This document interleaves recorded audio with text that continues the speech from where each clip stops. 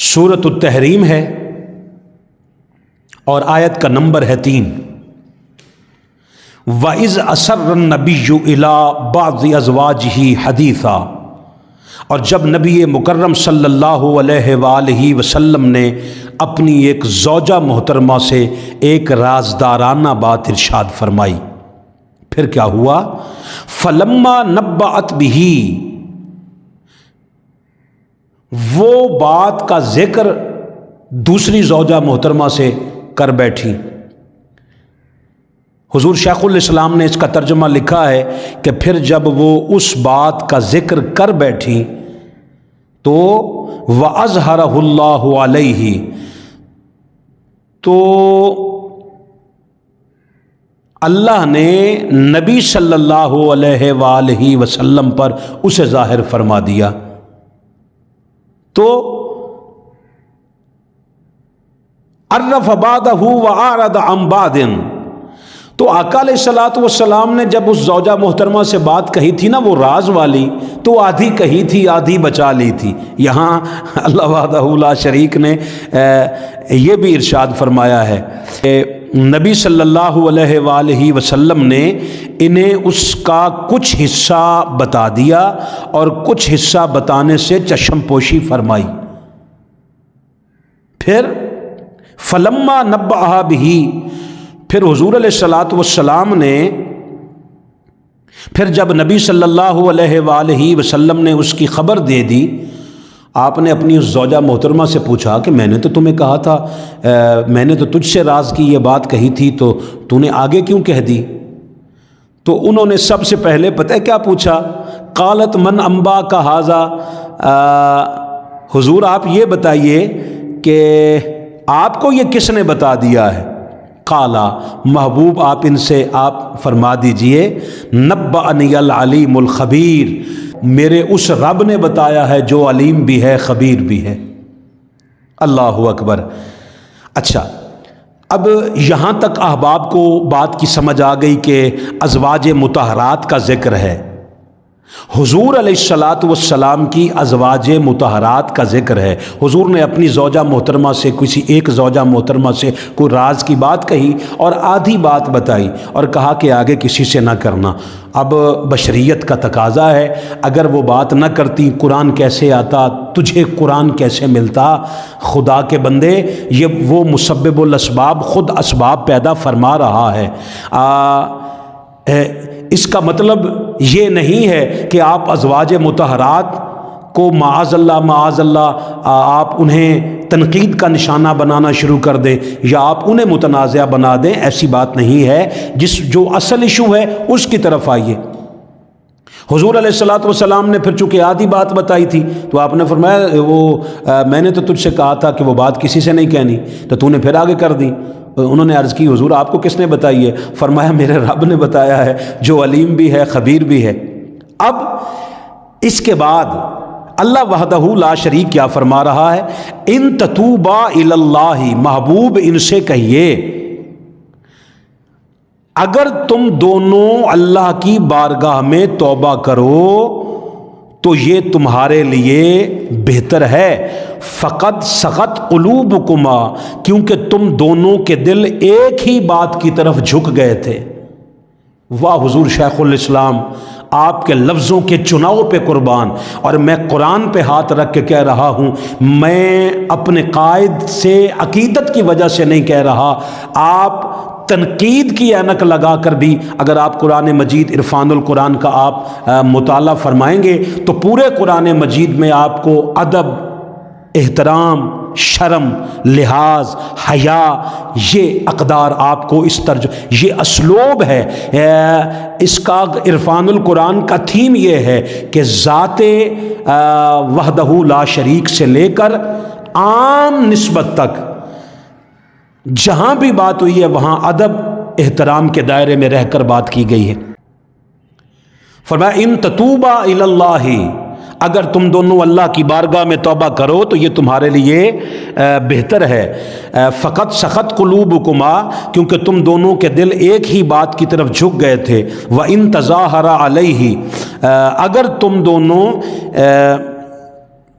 اس بات پر ایک دوسرے کی اعانت کرو، تمہارے دل میں رجوع پیدا نہ ہو، تو یہ میرے محبوب کے دل میں رنج پیدا کر سکتا ہے۔ اور اگر ایسا ہو گیا تو پھر یاد رکھنا فَإِنَّ اللَّهَ هُوَ مَوْلَاهُ، تو سو بے شک اللہ ہی ان کا دوست ہے اور اللہ ہی مددگار مصطفیٰ کا ہے۔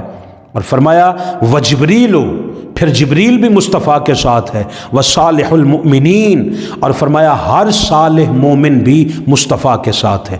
اور یہاں تک نہیں، فرمایا والملائکۃ، اور سارے فرشتے بعد ذالک ظہیر، اور یہ سارے فرشتے بھی مصطفیٰ کے مددگار ہیں۔ دوستان محترم، اس سے آگے پھر 5 نمبر جو آیت ہے اس کے اندر فرمایا عسیٰ ربہ ان طلقکن، اگر وہ تمہیں طلاق دے دیں تو عجب نہیں ہے ان یبدلہ ازواجا خیرا، کہ ان کا رب مصطفیٰ کو تم سے بہتر ازواج بدلہ میں عطا فرمائے، خیرا منکن، وہ جو تم سے بہتر ہوں۔ کیسے؟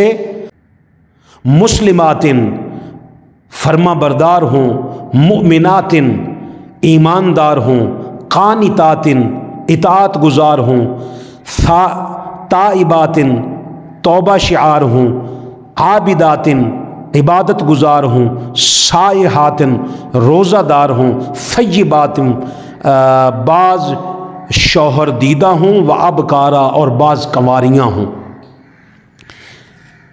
یہ جو آیات مقدسات ہیں، ان کا بحاف بنا کر، ان کے بحاف پہ، ان کو بیس بنیاد بنا کر اگر کوئی شخص غیرت و حمیت کی ساری حدیں پار کر جائے اور ان کے خلاف زبان درازی شروع کر دے جو مصطفیٰ کے حرم میں ہوں، ازواج مطہرات، تو اس کا مطلب یہ ہے آپ نے بھی قرآن پڑھا ہے، قرآن پہ غور نہیں کیا، قرآن سے نصیحت نہیں لی، قرآن سے آپ نے ہدایت نہیں لی۔ اگر آپ نے قرآن سے ہدایت لی ہوتی تو آپ کے دل میں ان کا حیا ہوتا جو مصطفیٰ کے حرم میں ہیں۔ رہ گیا مسئلہ کہ قرآن مجید میں کیوں ہے، اس کیوں کا جواب ہم سے لے لے۔ ہم حضور شیخ الاسلام کی نوکری کس لیے کرتے ہیں؟ اگر آپ کو اس کا ادب، حیا، لحاظ، شرم کے اندر، حدود کے اندر، احترام کے اندر، ادب کے اندر رہ کر ہم آپ کو ان سوالوں کا جواب نہ دے سکیں۔ ہم نے جو اس سے سیکھا ہے وہ یہ ہے کہ سب سے پہلا راز اس میں سے یہ ہے کہ ہر بندہ اپنی بیٹی کی تربیت اس طرح کرے جس طرح قرآن مجید نے بتایا ہے کہ اس میں مسلمانیت بھی ہو، اس میں مؤمنات والی صفات بھی ہوں، قانتات والی بھی ہوں، تائبات والی بھی ہوں، عابدات بھی ہوں، وہ عبادت گزار بھی ہوں، اطاعت شعار بھی ہوں، توبہ کرنے والیاں بھی ہوں، وہ روزے دار بھی ہوں۔ اس طرح یہ تو اس سے ایک پہلو یہ نکلتا ہے کہ ہر شخص اپنی بیٹی کی تربیت قرآن مجید کی ان آیات کے مطابق کرے۔ دوسری بات، ایک حرم مصطفیٰ کا ہے، ایک حرم مرتضیٰ کا ہے۔ کہ حرم میں جو خاتون ہیں ان کی تربیت مصطفیٰ فرما رہے ہیں، اور مصطفیٰ کے حرم میں جو خواتین ہیں ان کی تربیت اللہ فرما رہا ہے۔ اگر آپ قرآن مجید سے ہدایت لیتے تو یاد رکھیے گا مولا کائنات ہیں امیر المؤمنین، اور ازواج مطہرات جملہ ہیں امہات المؤمنین۔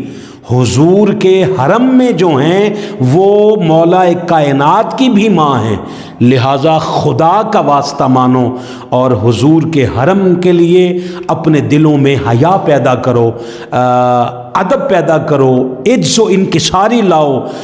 خدا کی قسم، اگر آپ کا علم اگر آپ کا مطالعہ، آپ کا عالم، آپ کا واعظ، آپ کا ذاکر، آپ کا مولانا آپ کو اگر ادب نہیں سکھا رہا، امہات المؤمنین کا، ائمہ کرام کا، صحابہ کرام علیہم الرضوان کا، تو یاد رکھیے شیخ سعدی رحمۃ اللہ تعالی علیہ فرماتے ہیں کہ اگر مجھ سے کوئی صرف 2 لفظوں میں پوچھے کہ سعدی صرف 2 لفظوں میں بتا کہ تیرے مصطفیٰ کا دین کیا ہے، تو میں 2 لفظوں میں یہ کہوں گا کہ سارے کا سارا دین ادب کا نام ہے۔ ادب ہے تو سب کچھ ہے، اور اگر ادب سے دل خالی ہیں تو پھر یاد رکھنا یہ سارے اعمال اور یہ ساری جتنی بھی عقیدتیں ہیں